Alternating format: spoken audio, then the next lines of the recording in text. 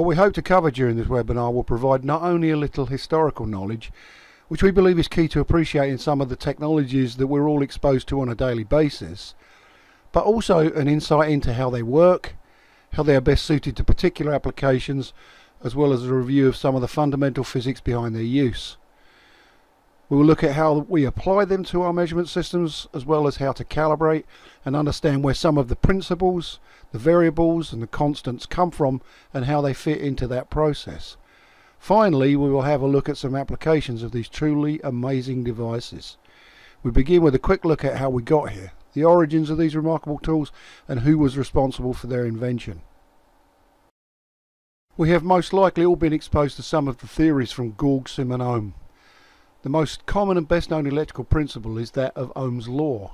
What he actually stated was that the current flow through any conductor is directly proportional to the potential difference, which we now refer to as voltage, and that is inversely proportional to the resistance, and so all three quantities are taken care of in one go. You may not be aware that this was something that he actually theorized in 1827. We now move ahead a brief period of time to the little known Samuel Christie, who was actually the real inventor of what we now call the Wheatstone Bridge. In fact, he outlined the diamond principle 10 years before Charles Wheatstone published his paper on it. The problem was that while he was a reasonably well read and recognised figure at the time, he wasn't as well known or had as many connections as Wheatstone, and the rest, as we know, is history. Some folks know William Thomson as Lord Kelvin, and it's very possible that if you've ever been exposed to any electrical theory, his name would have undoubtedly come up. To some degree, he did the same thing to Wheatstone as Wheatstone had done to Christie, by taking the credit for identifying that resistance changes in certain conductive materials when they are stretched or compressed.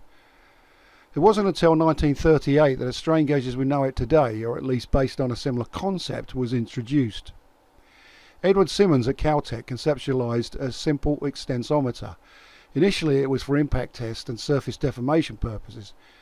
In fact, anyone that has ever seen a pendulum impact test will undoubtedly recognize that in Simmons' original patent application, which you will see on the next screen. At almost the same time, Arthur Ruge of MIT was investigating the effects of the earthquakes in Long Beach on structures and in particular water tanks. He needed something that could measure the stress on the tanks, and apparently had a eureka moment and invented a strain gauge. There is a twist to these two gentlemen's stories, as they both tried to patent almost the same device at almost the same time. Ironically, they ultimately ended up working together and can jointly take credit for one of the most commonly used measuring tools in R&D. You can see both Simmons and Ruge's patent application illustrations on this screen. As I said before, I believe that Simmons' version looks very similar to a pendulum impact test as we have today. A couple of things to do with these stories always makes me smile when I think about them. The first is that Gauge-Ohm's original theories were rejected by the German Physics Institute. They were recognised by the British Royal Society, the English equivalent of the German Physics Institute, and then of course adopted as fundamental principles by every scientific authority thereafter.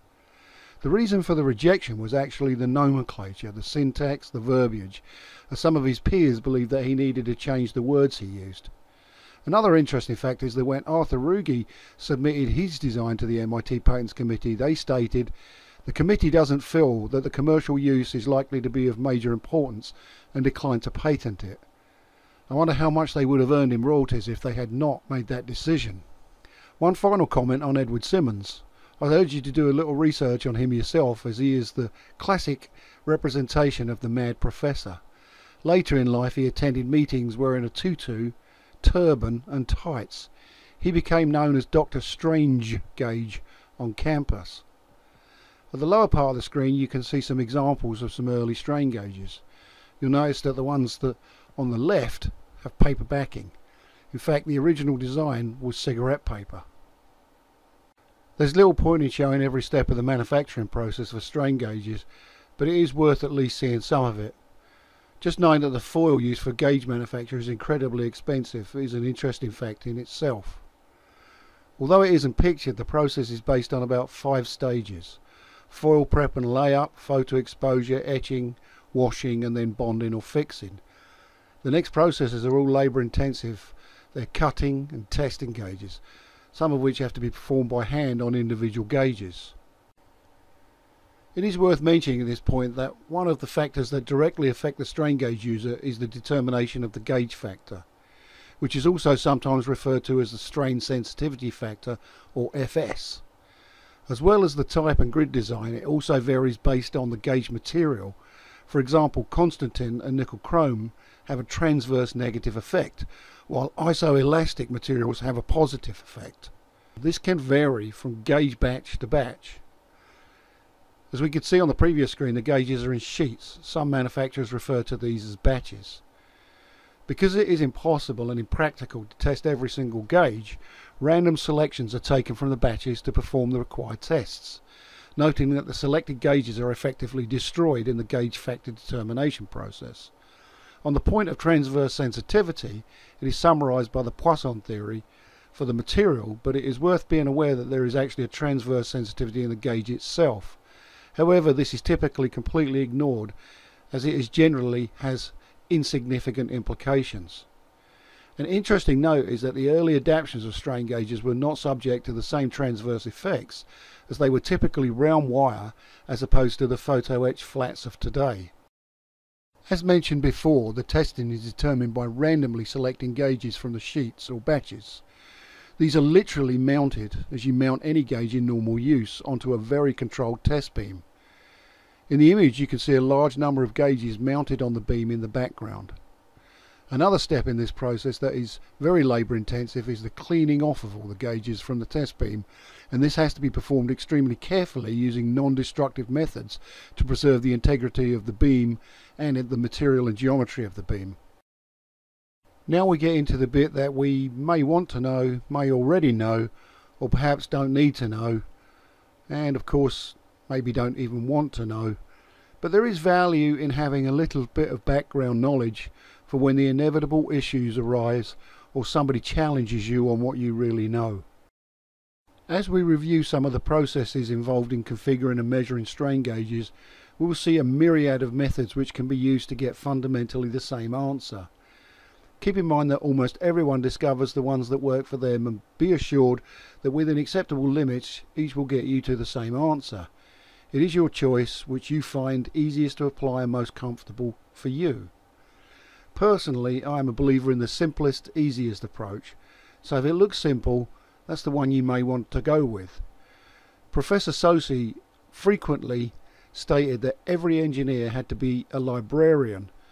The last thing you want to do is spend all your time in the library. At the same time, consider the equipment that you are using. More modern and subsequently more powerful systems may well have all of the computational functionality to a large degree automated or built in. Older systems most likely had very little, if any. But that shouldn't stop you from wanting to know what is going on in the background, and having a reasonable appreciation for the maths and physics may well help resolve issues if you run into something. Let's start by looking at some of the fundamental stuff, the nitty-gritty, if you will, of how we use strain gauges. From here on, I'm going to assume we all know that a strain gauge without a bridge is kind of pointless. So what is a bridge? It's basically two voltage dividers. I'm sure we all know what they are, so I won't dwell on this for too long. But as with the image in the upper left, I'm pretty sure we would have seen these before. The bit we are interested in is how do we construct a voltage divider into the legendary diamond form that Samuel Christie theorized in the 1830s. And to get this into context and perspective, by the way, the first electric light bulb system was demonstrated in 1835 by James Bowman Lindsay, which means Christie's theories were most likely documented under gaslight. The Wheatstone Bridge. A pair of voltage dividers that, when arranged into the so-called diamond configuration and provided with some known voltage, provide an equivalent voltage between them that is proportionally equal to the resistances in the dividers. A minute change in one represents a massive change, in the global scheme of things, to the measured output. We'll see later on just what that minuscule change amounts to. In the example on screen, you can see that the resistance on one leg has been changed. This results in an imbalance and subsequently a measurable voltage at point A. The other significant advantage with this arrangement is that you can pinpoint where on the bridge the change most likely took place, because the polarity will potentially follow it. We'll look at where and why later. In a perfectly balanced bridge, which of course we know is almost impossible to achieve without variable potentiometers or some other electrical mechanism, the measurement point represents as close to zero as it can. Like many measurements we make, we can use a process to manipulate that relative value to provide a second value for reference. We call this, in this case, shunting, and we'll look at that later. We can also take advantage of newer technologies to provide offset or imbalance compensations mathematically in real time. We should also mention that if the adjacent resistance has changed by the same amount, the bridge would once again be in balance. The two 8 ohm values illustrate this. On the next screen we can see a demonstration of the adjacent balance. In this example, you can see each resistance change and the corresponding effect that it has on the output. The rule is simple. As long as the divider that you are using is matched, you should be able to balance the bridge. Switching in two opposing shunt resistors at the same time would also balance the bridge, but is generally impossible when you are using measurement systems, and frankly would be a somewhat pointless activity anyhow. This simulation, by the way, was produced using a free circuit simulator called Circuit.js Free, which is, as the name states, free. It's worth the download even if you only use it to prove your understanding of bridge principles, and it's free, so it's worth every cent. This short video demonstrates the use of the Circuit.js simulator to replicate how the various shunt values function and what happens when you change the resistance on different legs of the bridge. The changes to the resistance are unfortunately pretty coarse in this particular piece of software, but it still demonstrates the effect of the tension and compression of a strain gauge. Pay attention to the polarity changes as the variable potentiometers are changed. Now let's take a look at the actual implementation of gauges, sometimes just one. We know this as a quarter bridge. A single gauge located on some sort of material, assuming that your measurement system will allow you to. I say that because some systems do not offer an input voltage to be practical on certain materials. For example, placing a strain gauge on a section of plastic would soon become problematic if the lowest excitation you could provide was, say, 10 volts. A strain gauge doesn't just look like a small electric heater, it is a small electric heater. Where there is a current, there is heat. The current is very small, but there is still heat. In some materials, the surface can be affected by the heat, and on plastics, it can literally mean that your gauge is now on top of a small lake. Ironically, this is something we have seen too many times. You may recollect the blue formula in the lower right from an earlier screen. This is another example of having a handful of approaches that you are comfortable with and keep them in mind. The formula can then be rearranged to suit the available information. Note the output based on the calculation would be around 0.5 millivolts per volt.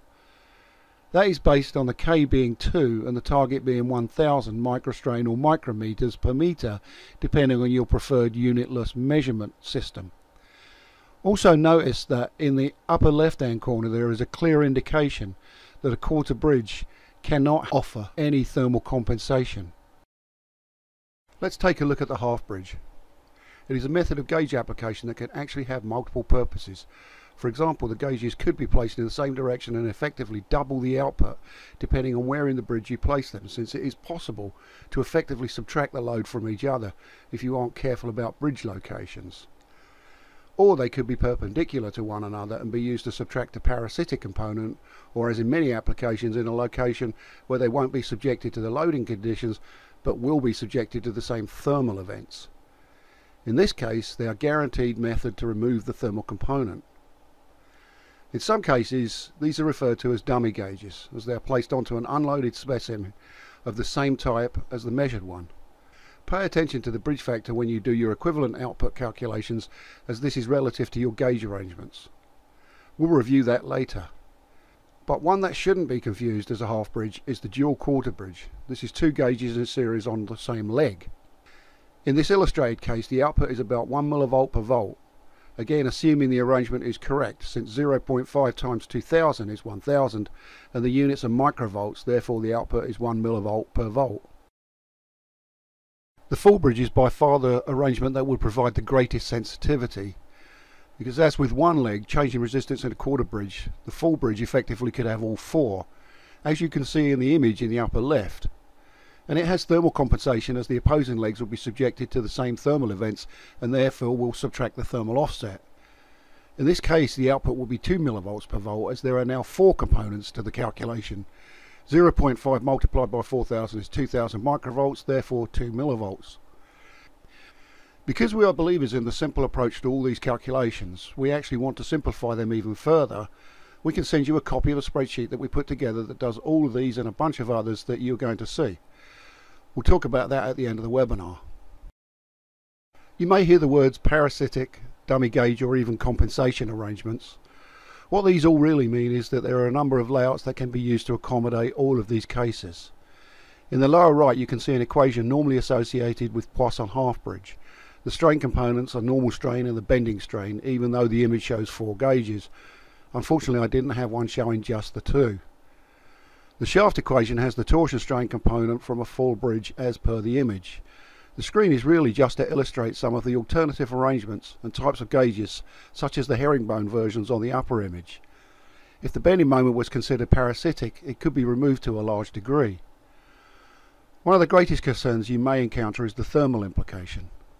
The example in the lower left was suggested by John Miller, and it's actually a slick way of removing that effect from multiple points in one go, possibly in real time if your system can handle it. As well as the single dummy component, you could dedicate a single channel as a reference point. In this case, a dummy specimen is instrumented and measured along with the measurement points. This is then mathematically subtracted from all of the other channels as the data is being recorded. In this screen I'm trying to emphasize the relationship between the polarity and the behavior of the strain gauge. As the gauge is stretched, that's in tension, the resistance increases and so the output voltage increases. If the gauge is squeezed, that's in compression, this reduces the resistance and the voltage decreases. I always find the comparison to fluid flows useful to explain resistance. If you reduce the diameter of a pipe, the flow is to some degree restricted. As you stretch the gauge, you are basically reducing the cross-sectional area and so the flow is reduced. Inversely, if you compress it, the cross-sectional area is increased and thus the fluid flows more freely. In this case the fluid is of course our electrons. Ironically, early experiments were all done using some cylinders, which would be similar to the pipes that you use for fluid. And yes, I know that the bridge system in the water analogy would have to have the water flowing backwards at some point. But it's still a good analogy if you consider the flow from a restriction point of view. But nevertheless, I wonder how many of the early theories evolved because Kelvin, for example, saw that very analogy. Before we get onto the application side, let's have a quick look at wiring strain gauges. When you see a strain gauge, you will almost only ever see two solder points or two wires hanging off of pre-wired gauges.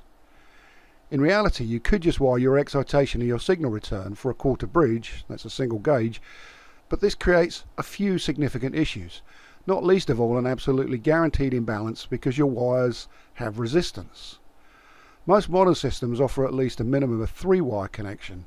This is usually supported by a dedicated quarter bridge completion line. Some systems also have a sense line system, so on a quarter bridge the two become 4. The benefit of the sense lines is the system will actually measure the voltage at the bridge and compensate for variations. These of course could be caused by thermal events on the wiring itself. After all, the wire is potentially being expanded and contracted by thermal events, and these may be some distance from the actual measurement location. When we look at some of the resistance changes relative to the output later on, it should put this into perspective.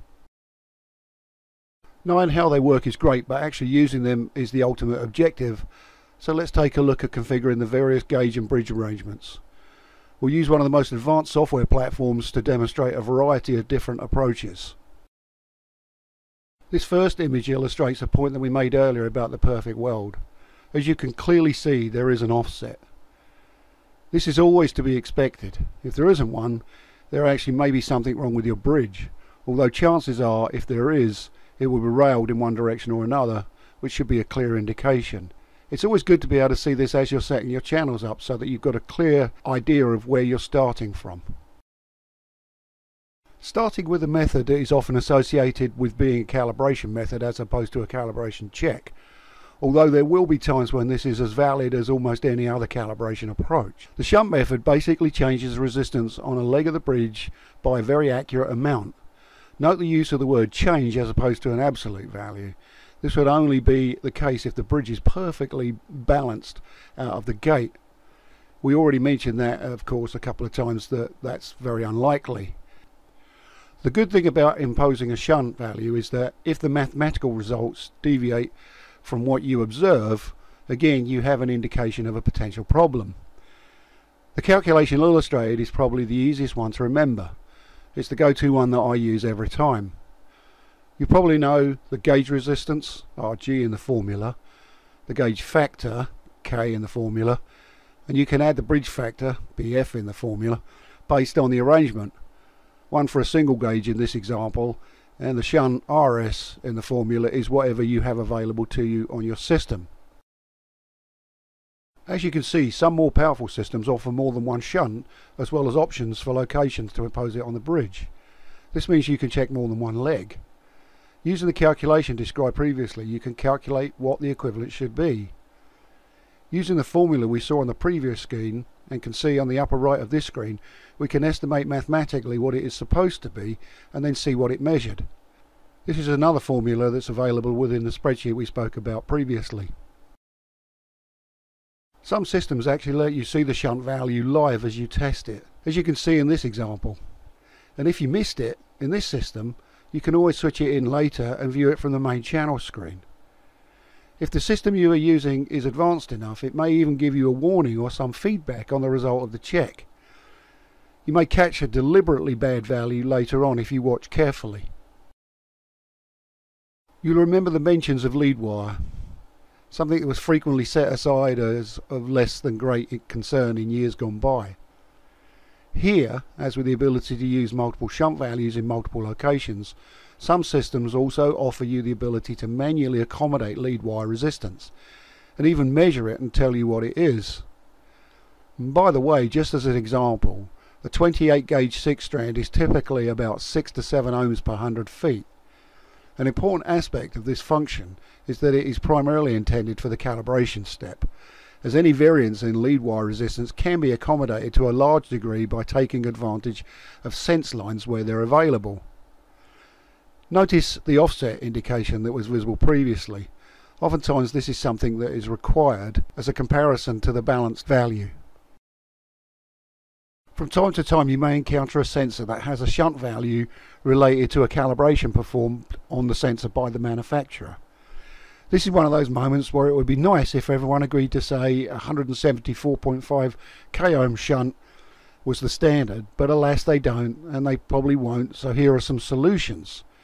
It may be that the sensor shunt simply isn't available on your system. Advanced systems have this incorporated into the software, as does the example you can see on the screen. In this case you can enter the equivalent and it calculates the match for you, and/or the formula described here could be used as an alternative if you prefer to do this yourself, or just see what it was supposed to be and use that as a test to what you actually measured. This particular software actually reports the measured bridge resistance as well. In the field where you select the bridge value, it adds an additional note adjacent to it specifying what it measured. So if the sensor manufacturer forgot to mention what the nominal resistance was, you will have it readily available for your equivalent calculation. It may save you the need to make the phone call to the manufacturer in order to get that value. And by the way, this is yet another formula that's included in the spreadsheet. Hang around until the end to get information on how to get your copy. We already mentioned the Poisson ratio because it's an integral part of some calculations for certain gauge arrangements. This is to illustrate both where it came from and how you can calculate what it is if you have a test stand to perform the experiments on. We have also included in the lower right a proportional calculation based on known value targets using a Poisson formula if you need it. Ironically, a lot of folks use 0.3 as a reference, and it does cover a large number of metals. But as you can see in this chart, this number can change quite dramatically, even on what appears to be similar materials. For a later reference, you may want to make a note of the value for concrete in the upper left. Again, if the system that you are using is advanced enough, it will have an option to add these values, or even simply select a material from a list. Notice on this screen the bridge factor is also available. The bridge factor is something that can cause some confusion as it relates to both numbers of measuring elements and the orientation of them. Some baseline typical numbers are simple to remember.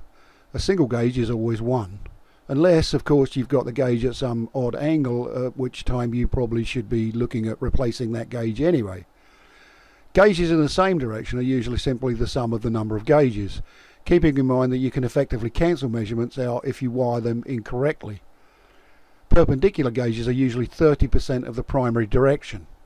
And so as you can see in the illustrations, single gauge 1, 2 gauges in the same direction, wired correctly 2, 2 gauges, 1 perpendicular to the other, 1.3, and so on and so on.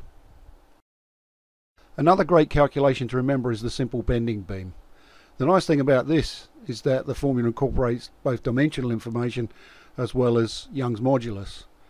It's a great way to confirm what you are doing is right, since this sort of test setup is one of the easiest to create in your own lab. In addition, recreating this experiment can help understand things such as bridge factor and Poisson ratio by simply adding more gauges, some of which could be perpendicular, than you could back calculate to the output. And again, as with most of the formulas, we have this one in the spreadsheet. Since we previously spoke about elastic modulus, or Young's modulus as most people refer to it, it's nice to see where the number actually originated. It is the basis for almost all materials-based testing. Without it, we have no benchmark for threshold monitoring. It gives us the markers that we need to determine whether something is within boundaries and are considered safe, or less likely to result in, for example, a catastrophic failure. The nice thing about Young's modulus is that there are many ballpark numbers readily available. These can be found easily, but don't forget that material properties can change even during well-regulated and extremely consistent manufacturing processes. If the system is capable of performing the conversion, enter the Young's modulus and it can convert the strain to stress in real time. Stress equals Young's modulus multiplied by measured strain, the epsilon. This could be a large time saver, as this is one of the steps that could be required for many of the fatigue analysis processes that are often performed immediately after data collection. The rosette is a means of determining the principal stresses, strains and their directions on your specimen, as well as almost any arbitrary angle they are in. It's difficult to determine shear stresses without these devices. Although the math is pretty intensive to resolve these, there is a good chance that your software will resolve these for you. In some cases, if the system is powerful enough, it can do this in real time as you collect your data. In these cases, I would recommend that you still preserve your original data, as anomalies can cause some confusion. Some systems record the original data as a matter of course anyway. Young's modulus is required if you're using rosettes, as results are typically resolved to stresses as well. Again, the math looks relatively heavy duty and you may never really care much for what is going on, but as with many of the formula associated with strain gauges, it's worth at least seeing it. Now, one point I would like to make while we're on this screen is that rosette gauges are all individual channels. Now, this may seem a little crazy to some folks for me to even say this, but you would be surprised how many times we get asked the question where a particular rosette element has to be installed in their bridge arrangement. If the system you're using is capable of resolving the rosettes in real time, this can greatly reduce your post-test analysis, as well as provide real-time feedback. This can be a substantial time saver, as you can see effects as they happen, as well as remove the need for extensive data processing post-acquisition.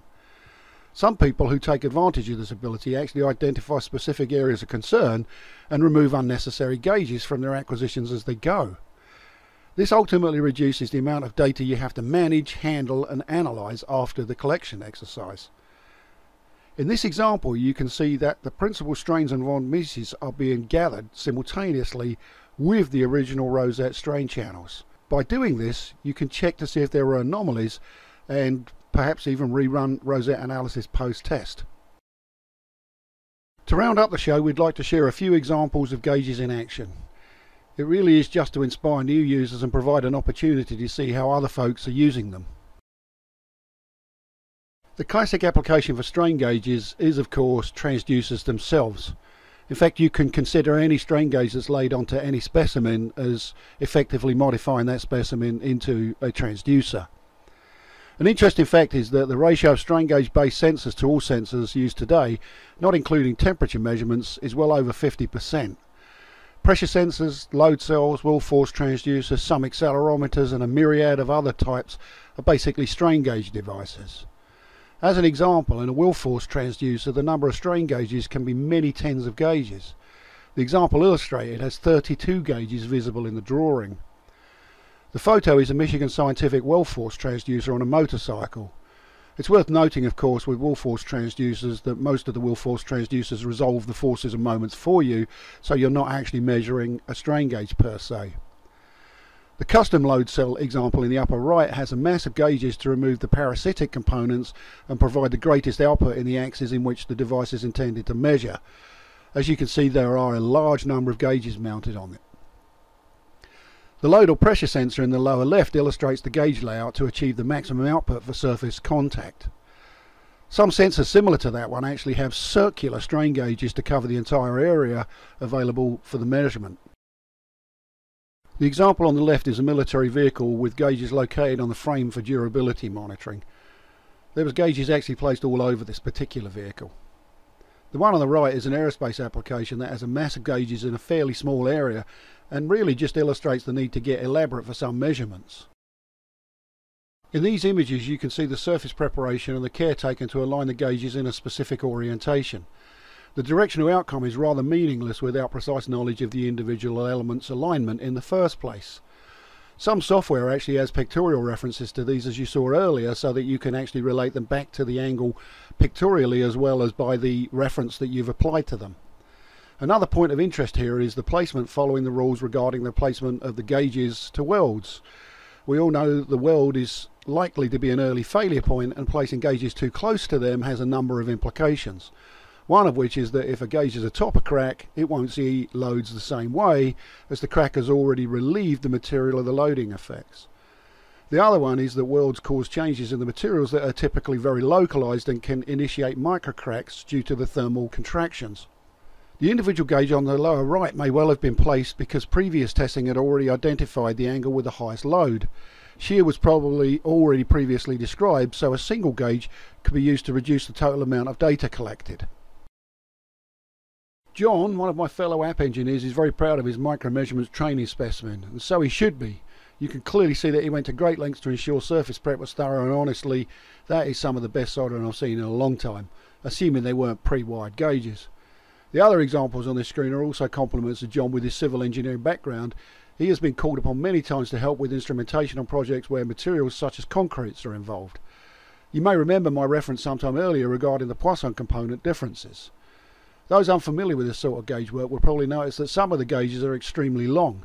This is because of the properties of the material, and it reinforces the aspect of gauge selection in respect of the material that you plan to apply them to. The surface structure and density of concrete is a macro version of aluminum and other alloys, so the gauges grow proportionally in length to the structure.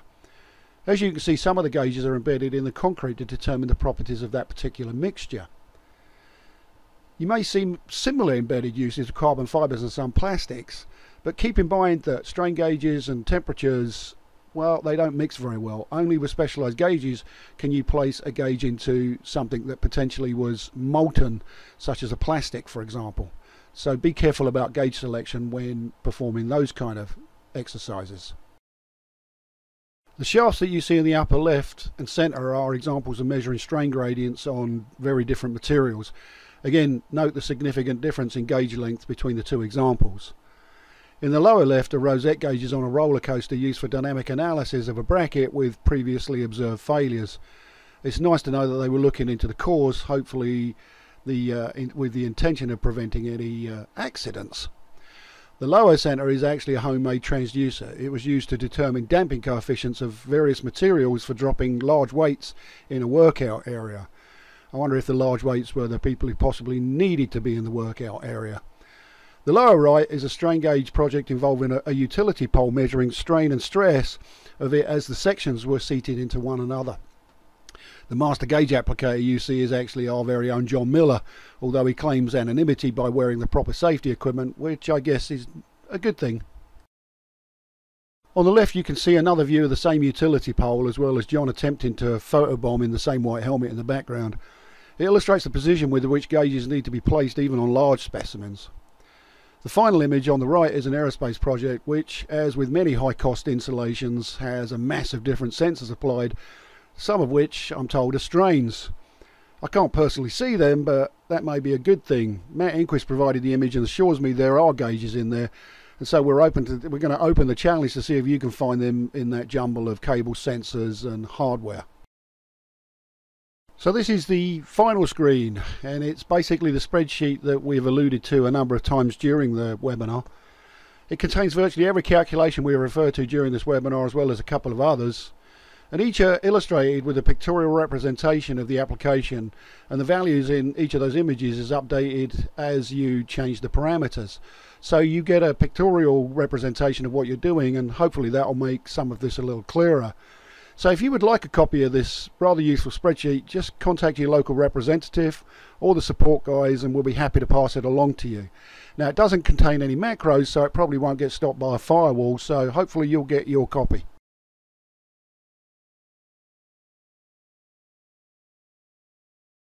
So thanks very much. DEWESoft USA would like to thank you for your time, and we do hope that you found something of use or of interest in this webinar.